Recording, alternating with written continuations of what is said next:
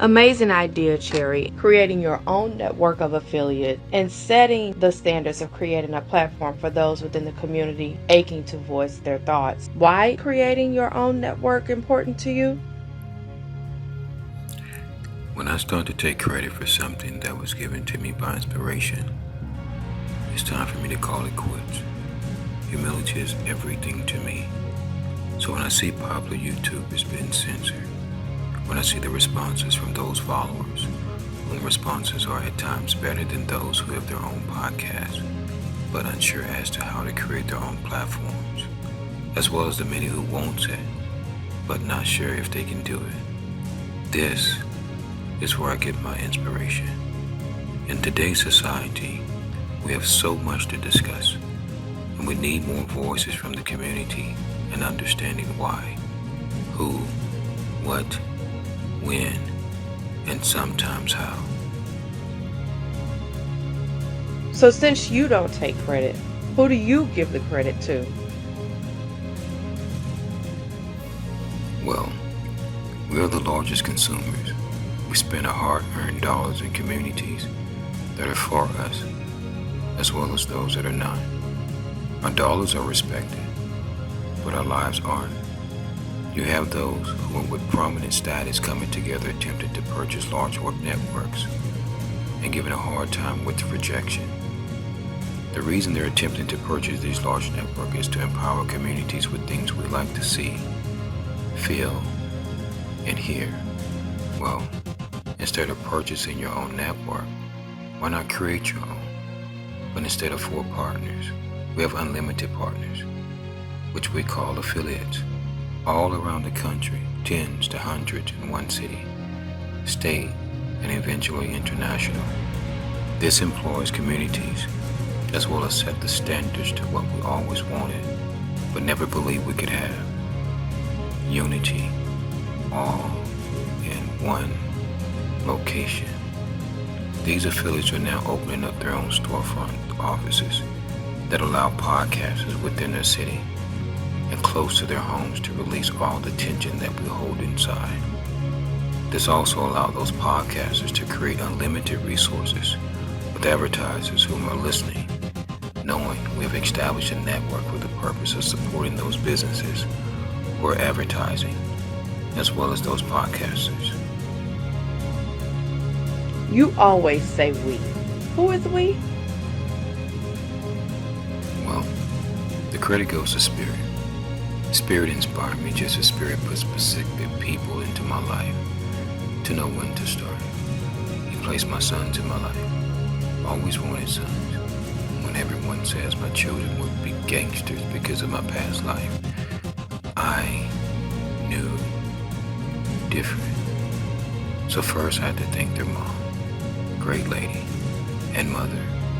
I want to thank Doc D, the brass section. I would have never met Wayne G at GFN Radio. Without GFN Radio, I would have not met so many amazing people in the radio business. We always had the blueprint, but was missing that one element, pricing. Met a gentleman by the name of Bruce Carter, and he said, I have a similar plan, but charge $30 to $40. That was it. That was all we needed to know to move forward. Spirit began to speak to my spirit, and we were listening and meeting so many others who was meant to take part in this grassroots beginning. I look at myself as a car, and Spirit gave me medicine to take to another person's home. And I'm not the driver. Spirit is. Before I get to that home, he introduces me to others, to gather experiences.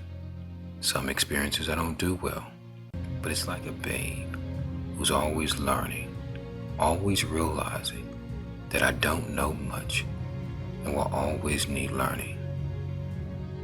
What is a perfect world to Mr. Cherry?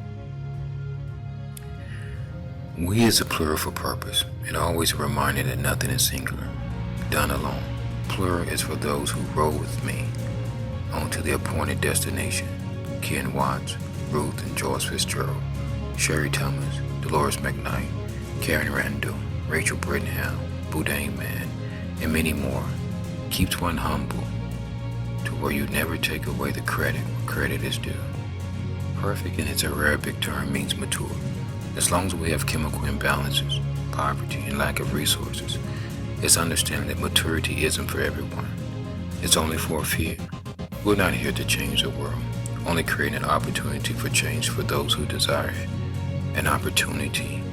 Crime is ever so present, but there is that parent, that child whom did not give up, and just waiting for the right opportunity to invest in themselves.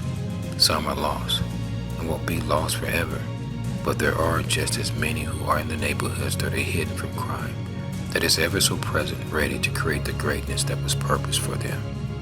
That's who this is for, and that's a maturity world for me, similar to the Underground Railroad. Some will never leave their plantation, and that's okay. We have a passage for those who does, with assistance from all cultures who believe the same way. The system destroys so many people that they have become human zombies, afraid to speak, talk, move, and believe. We're not upset with them because it's not their fault. But like the story of Lot, we can't look back, but just know moving forward, we will always be here when, or if the zombie can ever be exterminated and the body still functioning without the fear that was planted.